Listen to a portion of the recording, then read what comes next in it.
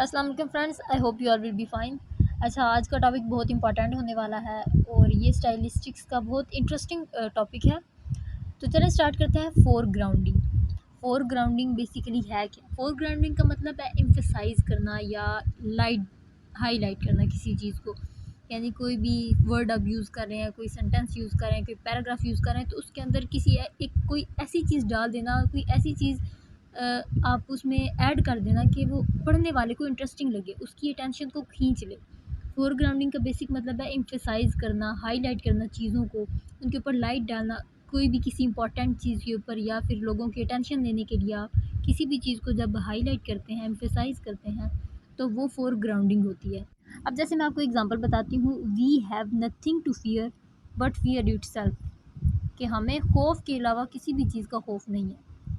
एक और देखें कि it was best of the time, it was worst of the time. अब ये देखें कि ये एक किस्म से हो गया ना कि जो रीडर है उसकी अटेंशन आ गई ना कि it was the best of time, ये बेस्ट टाइम भी था।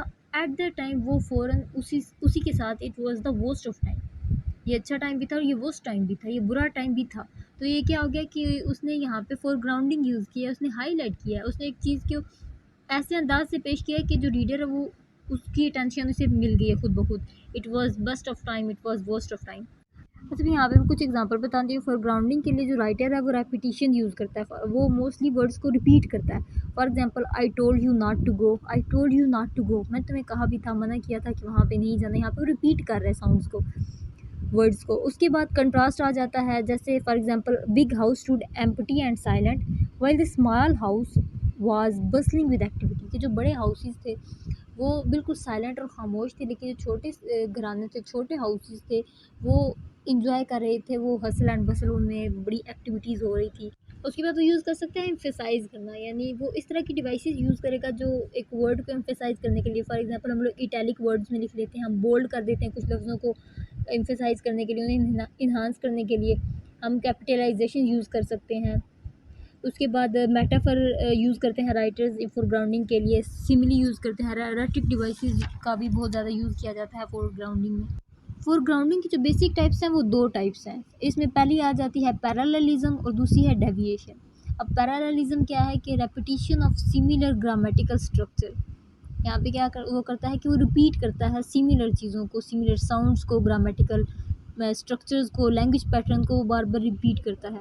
और ये क्यों यूज़ किया जाता है? ये मतलब जो राइटिंग है उसमें सेंस क्रिएट करने के लिए, रिदम की जो सेंस है वो क्रिएट करने के लिए, ये यूनिटी के लिए यूज़ किया जाता है, और वर्ड्स को और पैराग्राफ को एम्फेसाइज करने के लिए यूज़ किया जाता है। For example, we have nothing to fear but fear itself. यहाँ पे क्या कर रहा है कि हमें फियर के अलावा कोई भी फियर नहीं है।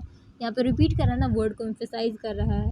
अब ये जो एग्जांपल है इसमें हम लोग ने उसका बैलेंस देखा है, उसने किस तरह वर्ड्स का बैलेंस किया है, उसको उसने एम्फेसाइज किया, रीडर की किस तरह अटेंशन लिया। We have nothing to fear but fear itself. उसके बाद डेविएशन आ जाती है।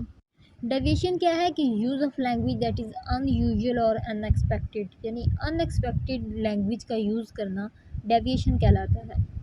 ये मोस्टली यूज़ किया जाता है स्ट्रेंजनेस की कैफियत को पैदा करने के लिए, यानी अनएक्सपेक्टेड वर्ड्स का यूज़ करना। फॉर एग्जांपल, अनब्यूटीफुल यूज़ करना अगली की जगह पे। ठीक है, तो ये भी एक किस्म से कि रीडर की जो अटेंशन होती है उसको अपनी तरफ लाने के लिए यूज़ किया जाता है। For example, the trees were walking through the jungle. अब यहाँ पे ट्रीज़ तो वो तो वॉक नहीं ना कर सकते, ये जो वॉकिंग है वो ह्यूमन कैपेसिटी है। यहाँ पे वो डेविएशन यूज़ कर रहा है, अनएक्सपेक्टेड लैंग्वेज का यूज़ कर रहा है।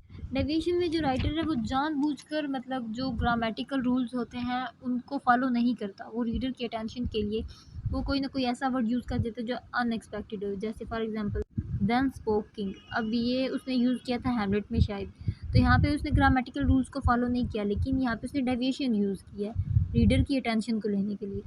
तो ये तो हमारा आज का लेक्चर है। ये होप आप इसकी समझ आई होगी। अगली वीडियो तक के लिए अल्लाह हाफिज़।